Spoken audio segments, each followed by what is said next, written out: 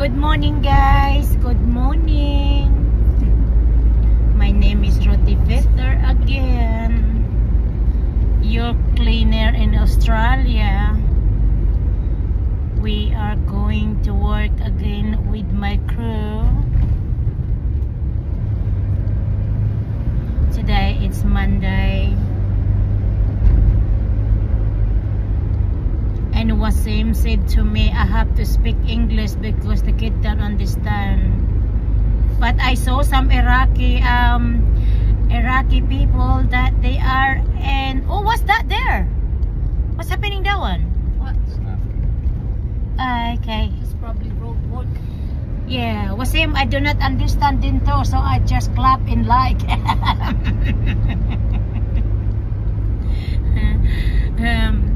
I would like to say, pasensya na kayo sa mga angel ko na hindi ako nakabigay ng mga kahit lang naman pampabigas sa inyo dahil alam naman nyo ang ginastusan ko ngayon, ang dami. I suspend almost like 40,000 this week for my mom to transfer my mom to the country. So, and I would like to say thank you for my nephew Ronel and my niece Jennifer. Thank you for all your help, and of course my treasurer Mimi. Thank you for always being there for me for transfer all the money. And to those people that nag-aantay pa ng puso ko na mabigyan sila ng tulong, sipag-sipag lang kasi hindi ko naman lahat ay matutulungan. Pa-isa-isa lang akong mabigay ng those people naman, they are always hoping na matulungan ko kaagad sila ng mga baguhan na humingi sa akin ng tulong. Lahat kayo na tumutulong ay binibigyan ko na, ay nililista ko. Bibigyan ko kayo pero nakalista. Pero katulad ng sabi ko, ako ay bibisita ng mga bahay nyo, ng mga Facebook account nyo kung kayo ay kailangan, deserving na matulungan ko. Ang ibig kong sabihin, inuulit ko na lang, ibig kong sabihin, magsuportahan tayo. Suportahan ninyo ako, matutulungan ko kayo. Pero siyempre walang pilitan yan. Kasi nasa sa inyo yan kung sinong gusto nyong suportahan. Ibig kong sabihin ay bago ako magbigay sa iyo, ay kailangan ko muna makita kung talagang deserving ka sa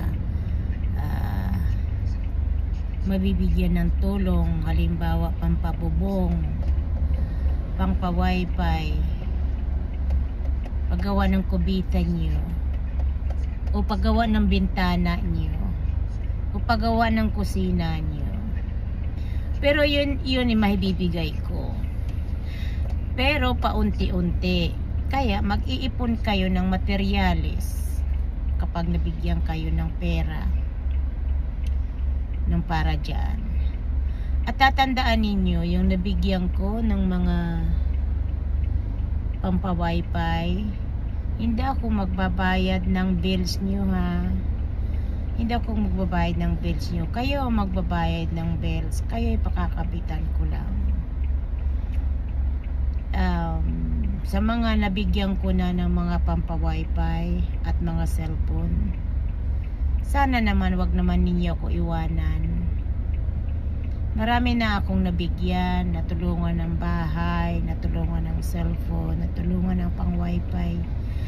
Nasasaktan ako kasi pag nabigyan na sila ay hindi na sila nagpapakita.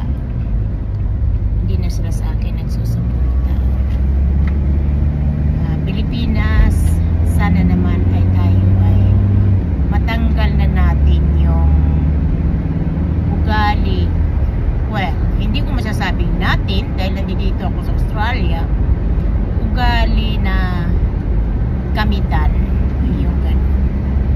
Katapos mo akong gamitin na nabigyan ka ng cellphone ay naglaho ka na. Ang dahilan mo walang signal, nabigyan kita ng pampa-wifi, tapos wala pa rin. So sasabihin ko lang sa inyo, ako ay hindi nagbabayad, ako ay tumutulong lang. So, ibig sabihin, tulungan tayo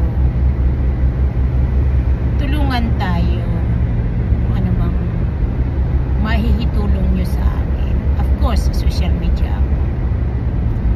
Kaya huwag ninyong mamasamain yung mga baguhan din na naghihingi kaagad sa akin ng mga ganyan na bagay. Baguhan pa lang kayo, kailangan kayong magpakita ng gilas sa akin na talagang kayo ay sincere na magsuportahan tayo. Kaya mga binibigay ko lang ng mga bigas muna. Although mayroon na ako na marami na ako nabigyan ng pampa-wifi last week, at saka yung sa cellphone. Alisin ninyo yung gali ninyo na pag nakatanggap na kayo ay hindi na kayo magpapakita. Pangit yun. Kasi ang Panginoon nandiyan yan. Tinitingnan kayo kung anong ginagawa nyo sa kapwang tao nyo. Sa akin okay lang yan. Kasi pag nagbigay ako sa cellphone, 5,000 lang. Yun lang ang limit ko kasi hindi naman ako mayaman. Pang pa-wifi, 1,500 lang, so 1,500. Kasi yun naman talaga pang pagkabit ng wifi. Kaya huwag kayong masasaktan.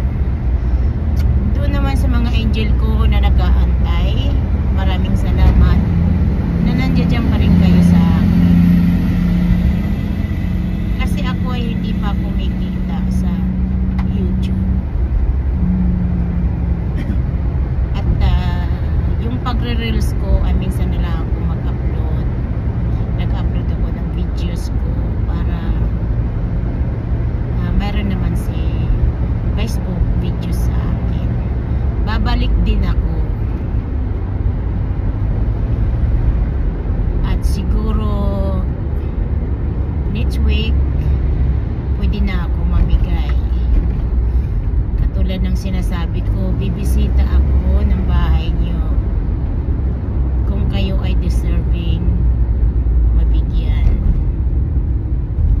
Mga baguhan dyan, antay muna. Sa ngayon mga bigas muna. Mga bigas lang bibigay sa inyo o kaya pambili ninyo ng mga gamot ng mga anak ninyo. At saka wag ninyo sa akin hingiin yung mga panload ninyo. Hindi naman pwede na pati sa load ay aasa kayo sa akin.